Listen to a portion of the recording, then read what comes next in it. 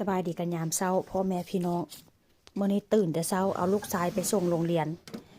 แล้วก็มาเก็บเสื้อผ้าพี่น้องเอ้ยเสื้อผ้านี่หลายเอาแท้ว่าบ่ได้ซื้อได้เสื้อผ้านี่ก็ได้ก็ซื้อแค่กางเกงในบ็อกเซอร์เสื้อผ้าลูกชายพี่น้องอันนี้เริ่มเปลี่ยนแล้วเด้ธรรมดานี่บ่แม่นเสื้อแขนสั้นเด้ธรรมดานี่ค่อยจะเปลี่ยนเอาเสื้อแขนยาวมาใส่เพราะว่าหยังช่วงนี้ก็เป็นช่วงที่แบบว่าเริ่มเข้าหน้าร้อนแล้วค่อยกะจะเอาเสื้อแขนยาวไว้ถึงธรรมดานี่เสื้อแขนยาวนี่จะอยู่ลุมแต่ว่าค่อยสลับเปลี่ยนกันเอาเสื้อแขนยาวนี่ไปไว้ถึงแล้วเอาเสื้อแขนสั้นนี่มาไว้ลุมพี่น้องช่วงนี้ก็เริ่มเข้าหน้าร้อนแล้วเสื้อผ้านางหลายถามว่าได้ซื้อบ่ได้ซื้อได้นี่นะพุ่นน่ะทั้งในก็ยังเต็มนะมีแต่ผู้เอาให้หมู่ผู้เอาให้อันนี้ก็เป็นกางเกงขาสั้นแล้วค่อยกะจิพาไปเบิ่งพี่น้องพาไปเบิ่งเสื้อผ้าที่ว่าค่อยเก็บออกถ้าหากว่าอยู่เป็นบ้านอยู่อันประเทศไทยประเทศลาวค่อยกะจิแจก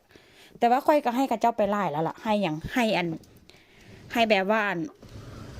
หมู่ของลูกชายนะเขาเจ้าเป็นมุสลิมเขาเจ้าเป็นคนปากีสถานพี่น้อง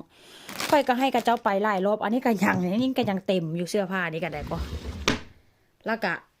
ยังอยู่เกะอยู่ในนั้นเต็มเลยได้แต่ว่าเป็นเสื้อผ้าหน้าหนาวว่าเช่นซะค่อยกะจิพาไปเบิ่งเสื้อผ้าที่แบบว่าอันค่อยจะเอาให้กับเจ้าพี่น้องแล้วกลับมาเบิ่งอันนี้บัดนี้นะ3-4 ถุงนี่แม่นเมดพี่น้องแล้วก็อยู่ในกระเป๋านี่นำได้ในกระเป๋านี้กับแม่นค่อยจะเอาให้กับเจ้าเพราะว่าอันเดือนที่แล้วเนาะค่อยกระห้องกับเจ้ามาเอา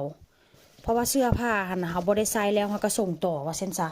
มันก็มีได้มีร้านมือสองแต่ว่าค่อยกับบ่เอาไปให้กับเจ้าร้านมือสองหั่นน่ะค่อยเอาให้คนดีก่อนเพราะว่ามันสิได้บุญพี่น้องเอ้ยพุ่นน่ะเสื้อผ้าน่ะ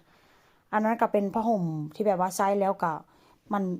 มันเก่าพี่น้องแต่ว่ามันก็บ่ได้เก่าถึงขนาดดอกแต่ว่าก็คือว่าหั่นแหละเนาะมึงแม่หนักแน่นตึงมีแต่เสื้อผ้าได้นี่แหละจะให้กับเจ้าพี่น้องเพราะว่าลูกชายก็คือว่าหั่นแหละเนาะลูกชายมันใส่บ่ทันเพราะว่าลูกชายค่อยน่ะใหญ่ไว้แล้วโตบักใหญ่เลยพี่น้องเลยเห็นบ่อันนี้ก็เป็นพวกรองเท้าซื้อมาบางอันก็ยังบ่ได้ใส่ซับเห็นบ่รองเท้านี่ก็ได้รองเท้าหน้าฮ้อนได้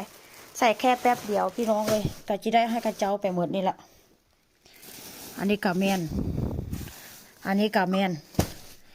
แล้วอยู่หันกะแมนอยู่เทิงหันกะแมนพี่น้องเลย